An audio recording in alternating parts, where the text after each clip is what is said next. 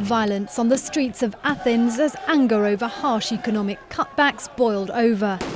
3 people died when protesters firebombed a bank, a symbolic target in Greece's troubled times.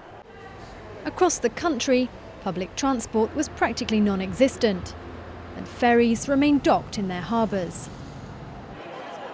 Some tens of thousands of people turned out to send their government a very clear message about planned economic cutbacks.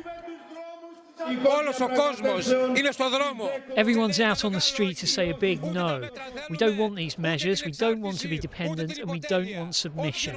Those who think they can use this debt to humiliate and put our country down are very mistaken. It wasn't just the Greeks who made their voice heard. I arrived yesterday evening to support our Greek friends as they face these austerity measures and a recession which will quite simply be a downward spiral for their purchasing power. And that's not the only thing at stake.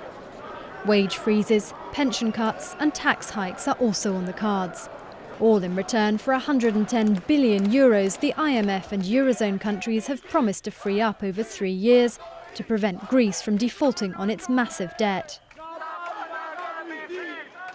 I don't know if these protests are going to change anything, but we can't stay at home and wait for it all to blow over. We have to react and take to the streets so politicians understand those responsible need to be arrested, and it's not the public who should always have to pay. The protests were among the biggest and deadliest in Athens in 20 years. Protests that look set to continue. The latest round of austerity measures are due to be voted by the end of the week.